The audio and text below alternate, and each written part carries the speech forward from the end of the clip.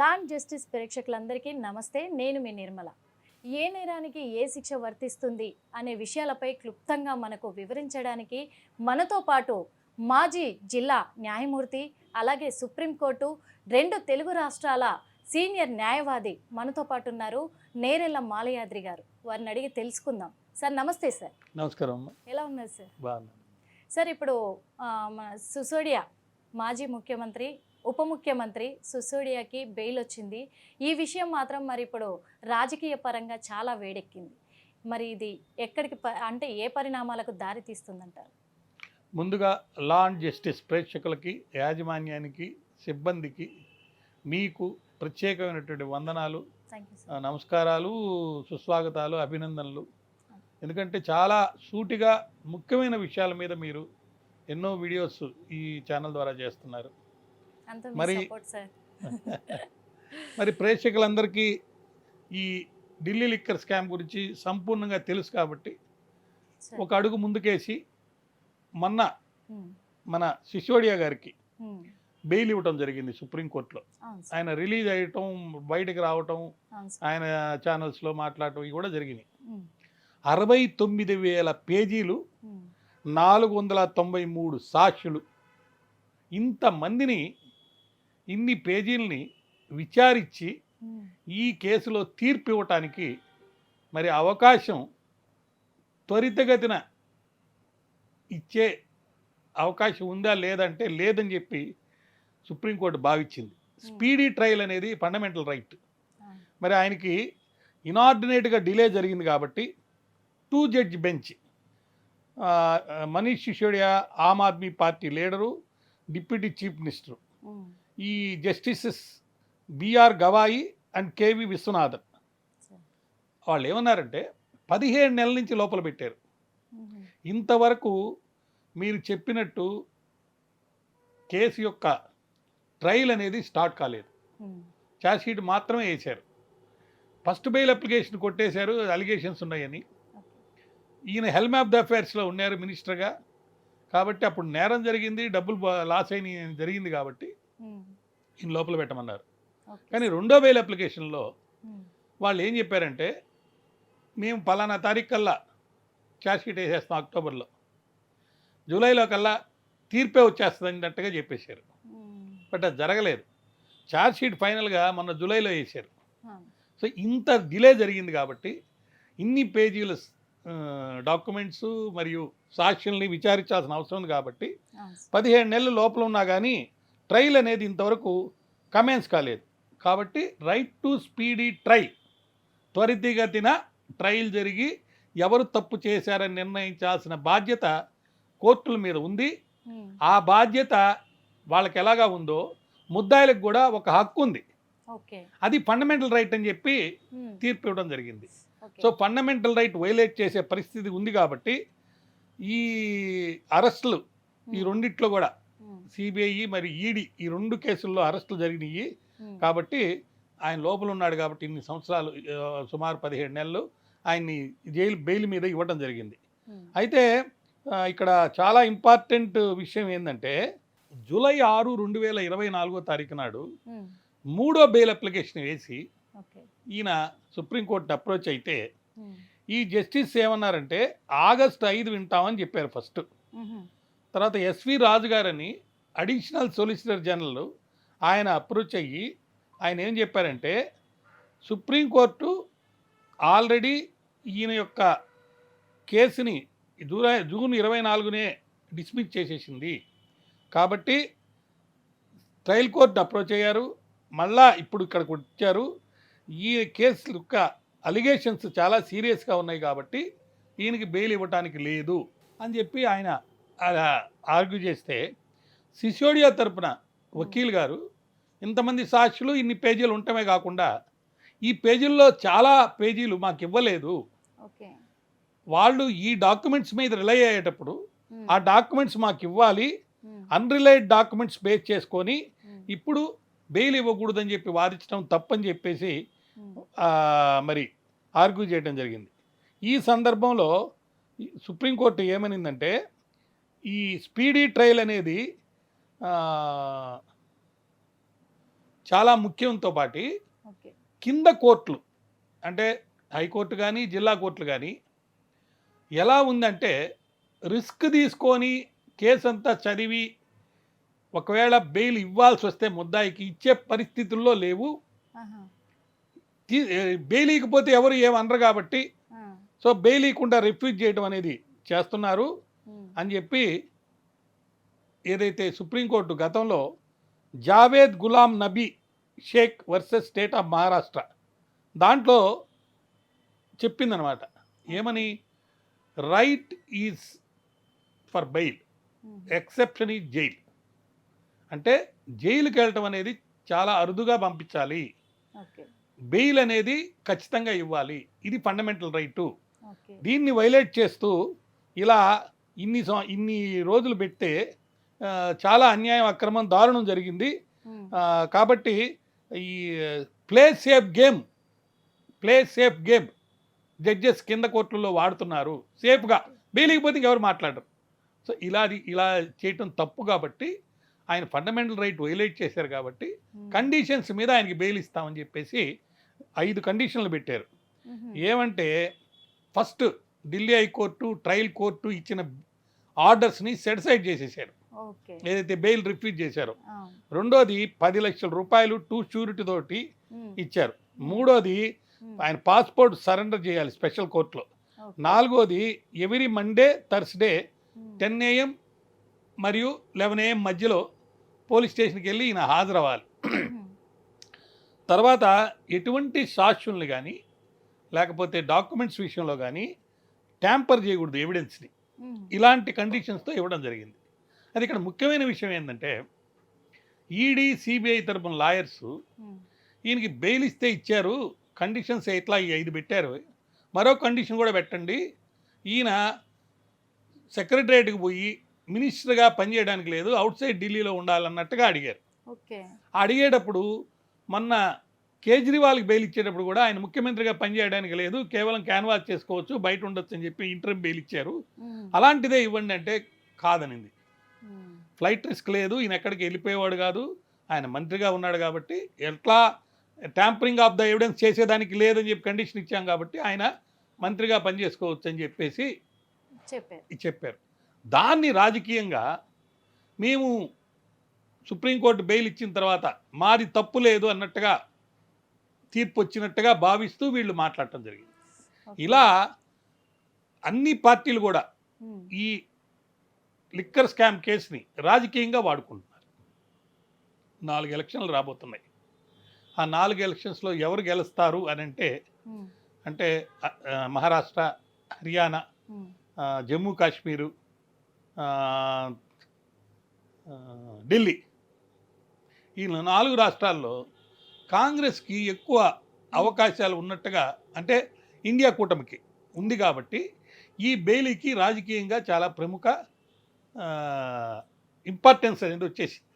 ఇప్పుడు సిసోడియాకి బెయిల్ వచ్చింది సార్, అదే విధంగా మరి కవితకు వచ్చే అవకాశం ఉందంటారా? వస్తే ఎలాంటి షరతులు వర్తిస్తాయి అంటారు? చాలా ముఖ్యమైన విషయం. ఇప్పుడు 2 తెలుగు రాష్ట్రాల్లో ఈ ఈడీ, సిబిఐ కేసుల గురించి అటు జగన్ విషయంలో కానీ ఇటు కవిత విషయంలో కానీ మరియు వర్కింగ్ చీఫ్ మినిస్టర్ కేజ్రీవాల్ లోపల ఉన్నందువల్ల బెయిల్ వాళ్ళకి వస్తుందా రాదా వాళ్ళిద్దరికి, మరి జగన్ కేసుల్లో ఏం జరుగుతుంది అనేది చాలా చర్చనీయాంశం అయింది. లీగల్ సర్కిల్స్ చాలా డిస్కస్ చేస్తున్నారు. చాలా సార్. అయితే కేజ్రీవాల్ విషయం వచ్చేటప్పటికే ఆయనకి ఈడీ కేసులో ఆల్రెడీ బెయిల్ ఇచ్చేశారు. సిబిఐ కేసులో హైకోర్టు రద్దుపరిచింది, ఈ బెయిల్ ఇవ్వలేదు. ఇప్పుడు సుప్రీంకోర్టుకి వెళ్ళి ఆయన మళ్ళీ దాని విషయం బెయిల్ అప్లికేషన్ వేయటం అవన్నీ జరుగుతున్నాయి.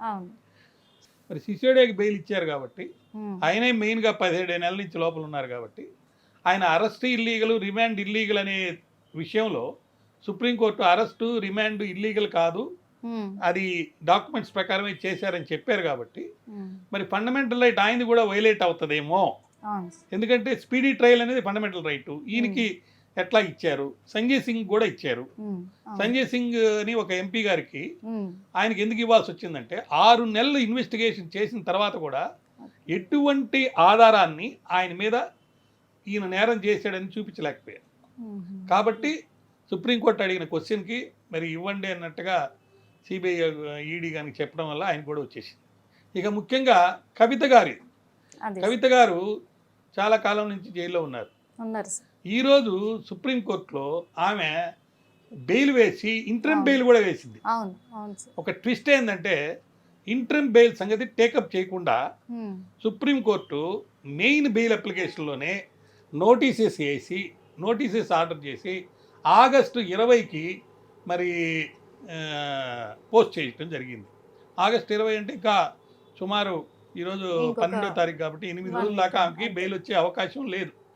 అయితే నోటీసులు జారీ చేసినందువల్ల తదుపరి విచారణ ఆగస్టు 20కి పడేటప్పటికే వీళ్ళందరూ ఎక్స్పెక్ట్ చేసినట్టుగా ఆమె బెయిల్ వస్తుందేమో, ఎందుకంటే సిసోడియాకి వచ్చింది కాబట్టి అదే నమ్మకంతో ఉండడం అనే విషయాన్ని లీగల్ సర్కిల్స్లో ఒక డిఫరెంట్ యాంగిల్లో తీసుకున్నారు. అంటే ఈ ధర్మాసనం ఆ ధర్మాసనం ఒకటే, justice B R Gavai, justice Vishwanath garu. కాబట్టి వాళ్ళకి ఈ కేసుల గురించి పూర్తిగా కూలంకుషంగా అన్ని విషయాలు తెలుసు కాబట్టి వాళ్ళు ఇంటర్మ్ బెయిల్ ఏమైనా ఇస్తారేమో అని ఎక్స్పెక్ట్ చేశారు. ఇంటర్మ్ బెయిల్ ఇవ్వలేదు.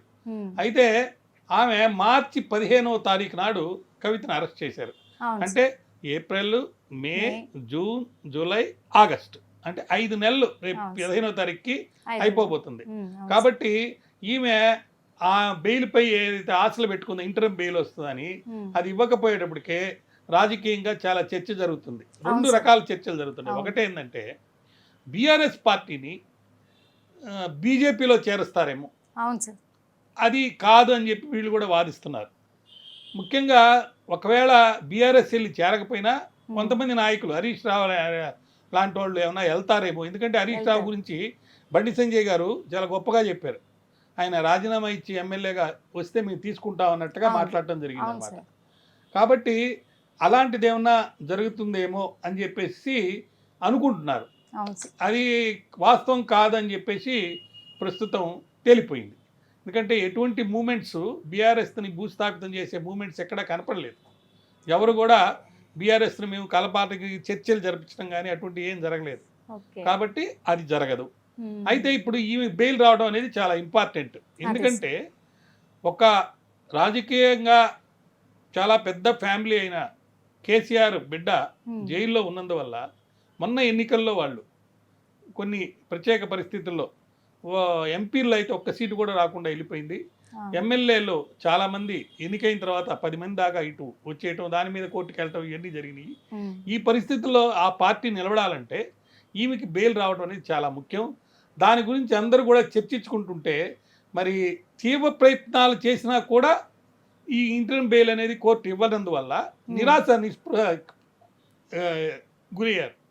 ఈ క్రమంలోనే ఆమె సోదరుడు బీఆర్ఎస్ వర్కింగ్ ప్రెసిడెంట్ అయినటువంటి కేటీఆర్ కానీ లేదా మాజీ మంత్రి హరీష్ రావు కానీ వాళ్ళు ఈ మధ్య ఢిల్లీకి వెళ్ళి అనేక ప్రయత్నాలు చేసి వాళ్ళు వేసినటువంటి ఒక బెయిల్ అప్లికేషన్ని క్వశ్చన్ చేస్తూ వేసిన దాన్ని విత్డ్రా చేసేసారు. చేసి ఫ్రెష్ బెయిల్ అప్లికేషన్ వేశారు. అయినా కూడా మరి మద్యం పాలసీ కేసులో దర్యాప్తు సంస్థలు దాఖలు చేసిన ఛార్జ్ షీట్లో ఉన్న సంగతులను తెలుసుకొని ఆ మీద కాగ్నిజెన్స్ కూడా తీసేసుకున్నారు. కాబట్టి కోర్టు ఇంటర్మ్ బెయిల్ అనేది ఇవ్వకుండా నోటీస్ ఆర్డర్ చేశారు. కాకపోతే ఇక్కడ చాలా ఇంపార్టెంట్ విషయం ఏంటంటే ఈమెకి సంబంధించి మహిళలకు కాబట్టి వాళ్ళిద్దరంటే జెంట్స్, మహిళలకి కొన్ని ప్రత్యేకమైనటువంటి హక్కులు ఉంటాయి ఈ చట్టంలో కూడా. సో ఒక లేడీగా ఆమెకి బెయిల్ ఇస్తారేమో. దట్టు కేజ్రీవాల్ బెయిల్ అప్లికేషన్ ఇంకా టేకప్ చేయలేదు, కానీ మనీష్ సిసోడియాకి ఇచ్చేశారు, సంజయ్ సింగ్కి ఇచ్చేశారు. వీళ్ళిద్దరికి ఇచ్చారు. మిగతా వాళ్ళలో చాలామంది బెయిల్ మీద వచ్చారు, కొంతమంది అప్రూవర్లు అయిపోయారు. కాబట్టి ఆమె తరపు న్యాయవాది ఈమెకి ఇంటర్మ్ బెయిల్ ఇవ్వకుండా ఉండటం అనేది తప్పు పట్టారు.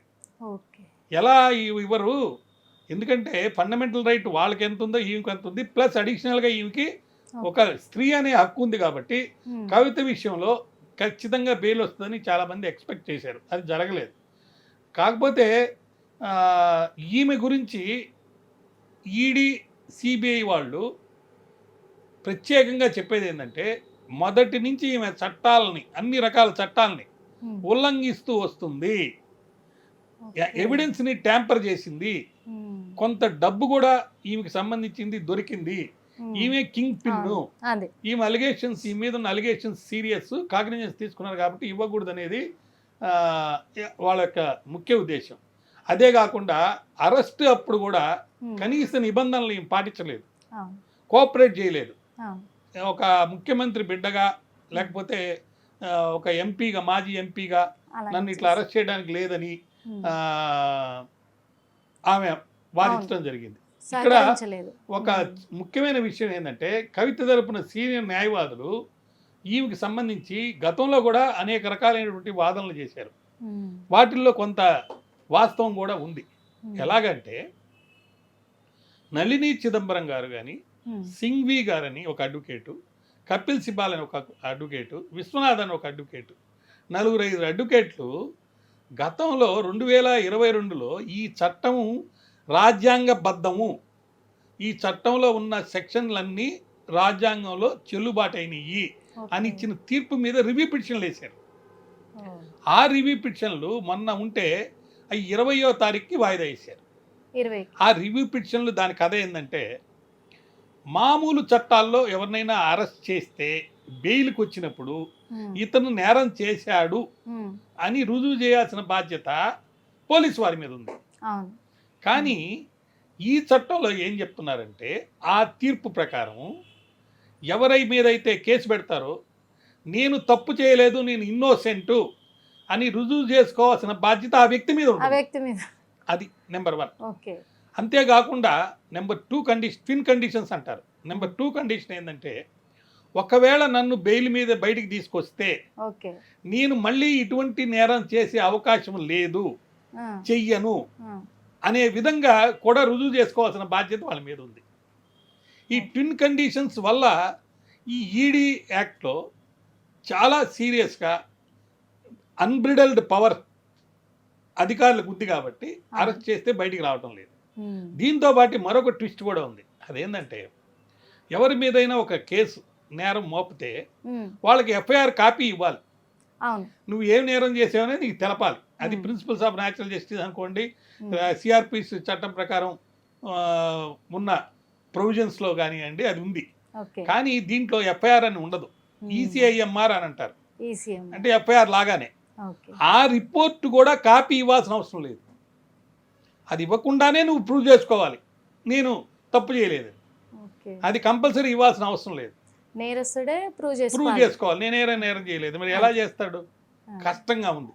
కాకపోతే ఇంటర్నేషనల్ లెవెల్లో ఈ మనీ లాండరింగ్ అంటే వివిధ రకాల ఇల్లీగల్ పద్ధతుల్లో డబ్బులు సంపాదించి దాన్ని వైట్ వాష్ చేసి వైట్ మనీగా చలామణి చేస్తూ వేరే దేశాలకు పంపించి అక్కడ కూడా ప్రాపర్టీలు ఏర్పాటు చేసుకుని రక్షించుకునే ఈ ప్రత్యేకమైనటువంటి వ్యవస్థని నిర్మూలించడానికి వచ్చిన చట్టం కాబట్టి ఇటువంటి కండిషన్లు పెట్టి కోర్టుకి చాలా పవర్స్ ఇచ్చారు. అయితే ఇక్కడ ఏంటంటే, గతంలో ఇచ్చిన 3 బెంచ్ జడ్జిమెంట్ మీద ఇప్పుడు రివ్యూ పిటిషన్లు వేశారు, కానీ ఇది అప్పీల్ కాదు. 3 బెంచ్ జడ్జిమెంట్ అప్పీల్ కాదు. దాని మీద రివ్యూ ఎప్పుడు చేస్తారు? జనరల్గా 2 సందర్భాల్లో చేస్తారు. చాలామంది అడ్వకేట్గా తెలుసు. ఒకటి, error apparent on the face of record. అలా చూడంగానే ఈ జడ్జిమెంట్ సుప్రీంకోర్టు తప్పిచ్చింది అని అనిపించే పరిస్థితి కనుక ఉంటే అప్పుడు ఇంటర్ఫియర్ అయ్యి రివ్యూలో ఆ జడ్జిమెంట్ మారుస్తారు. ఇంకోటి పరింక్యూరియం జడ్జిమెంట్స్ అంటే అసలు ఊహించలేనటువంటి తీర్పు, ఎవ్వరు కూడా ఊహించలేనటువంటి తీర్పు వస్తే అసలు బేసిక్గా అది ఇల్లీగల్ అయింది అనుకోండి, అటువంటి పరిస్థితుల్లో కూడా ఒకవేళ ఆ జడ్జిమెంట్ మీద ఎవరైనా రివ్యూ వేస్తే ఆ రివ్యూలో కన్సిడర్ చేసి మారుస్తారు. అటువంటి ఎక్సెప్షనల్ సందర్భాల్లోనే ఈ మారుస్తారు.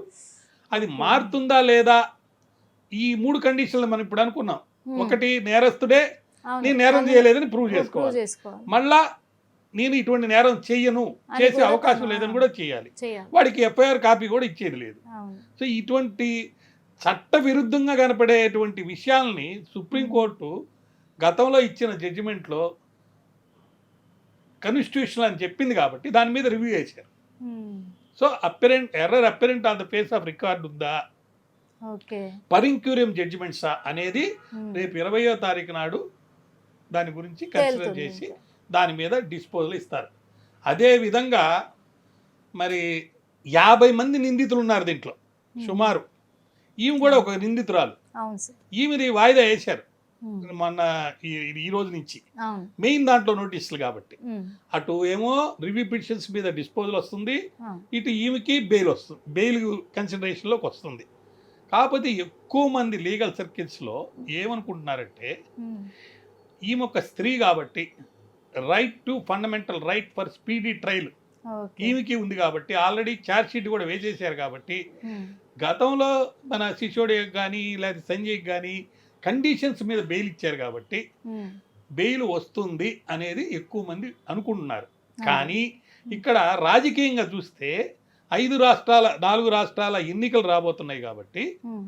అధికారంలో అంటే బీజేపీ పార్టీ లేకపోతే వాళ్ళ కూటమి వాళ్ళు ఏ విధంగా అయినా సరే అధికారంలో రావడానికి ప్రయత్నించి మొన్న బొటాబుటీన 2 స్ట్రక్చర్స్ వేసుకొని బీహారు చంద్రబాబు నాయుడు గారి సపోర్ట్ తోటి ఉమ్. గవర్నమెంట్ నడిపిస్తున్నారు కాబట్టి ఉమ్.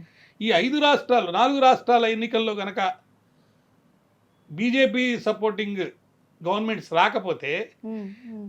ఈ బీహార్లో ఉన్న నాయకుడు చంద్రబాబు నాయుడు గారు ఇక్కడ ఉమ్. వీళ్ళు అనేక కారణాల వల్ల వాళ్ళ సపోర్ట్ ఏమైనా విత్డ్రా చేస్తారేమో అని ఒక భయం ఉంది. ఓకే. సో ఆ భయంతో ఇక్కడ ఖచ్చితంగా గెలవాలని ఈ బెయిల్ అప్లికేషన్స్లో కూడా వాళ్ళ ఈడీ సిబిఐని అవును. సీరియస్గా ఆర్గ్యూ చేపించి జనరల్గా వచ్చేవి కూడా రాకుండా చేస్తున్నారేమో చేస్తున్నారు. అనేది ఒక అనుమానాలు అయితే అనుమానాలు వాదనలు జరుగుతున్నాయి. అదే. ఇవన్నీ మనం వెయిట్ చేసి చూడాలి. అయితే ఇక్కడ ఏంటంటే పరిస్థితి చంద్రబాబు నాయుడు కూటమితోటి బీజేపీ కూడా సపోర్ట్ చేస్తే అక్కడ ఎన్నికల్లో గెలిచారు. ఉమ్. కానీ మొన్న పార్లమెంట్లో స్పీకర్ ఎన్నికప్పుడు ఉమ్. బీజేపీ లెటర్ రాసి ఉమ్. జగన్ సపోర్ట్ తీసుకొని ఉమ్. వాళ్ళ పార్టీ సపోర్ట్ కూడా వేసి అక్కడ ఎన్నికల్లో ఆ. స్పీకర్ని గెలిచారు. గెలిపించారు. అవును సార్. మరి కూటమిలో ఉన్నప్పుడు లెటర్ ఎలా రాశారు? అదేవిధంగా కాంగ్రెస్ వాళ్ళు కూడా చంద్రబాబు నాయుడికి మరియు బీహార్ ముఖ్యమంత్రి ఉమ్. ఆయనకి మీరు వచ్చి మాకు సపోర్ట్ చేయండి అని కూడా వాళ్ళు అడిగారు. ఉమ్. సో ఎవరు ఏ పార్టీ తరపున గెలిచారు అనేది పక్కన పెట్టి ఎవరెవరి అవసరాల కోసం కుల మత జాతి ధన భేదాలన్నీ వాడుకొని అదే సార్. పవర్లో ఉండటమే ముఖ్యంగా అనుకునే ఈ ఇదంతా రోజు రాజకీయాల్లో జరిగే కుట్ర కోణాల్లాగా అంటే రాజకీయాల్లో ఒక ఉమ్. స్ట్రాటజీ, అదే. ఎవరి స్ట్రాటజీ వాళ్ళకి వాడేస్తారు. వాళ్ళది ఎవరి ప్లానింగ్ వాళ్ళకు ఉంటుంది కాబట్టి ఉమ్. వాటి ఎఫెక్ట్ పార్టీని పవర్లో ఉన్న సెంట్రల్ గవర్నమెంట్ సంస్థలలాగా ఇవి ఉన్నాయి కాబట్టి ఓకే. ఎలా వస్తుంది బెయిల్ అనేది ఉమ్. చెప్పడానికి కొంచెం కష్టమైన విషయమే. కాకపోతే సిసోడియా సంజయ్కి వచ్చింది కాబట్టి ఇప్పుడు బహుశా కవితకి కూడా ఈమె కూడా వచ్చే అవకాశాలు ఎక్కువగా ఉన్నట్టు అనిపిస్తుంది. అదే 20 తారీఖు తోటి కవితకు బెయిల్ వస్తుంది రాదు అనేది తెలుస్తుంది తెలుసు. అన్నమాట సార్. అదే సార్.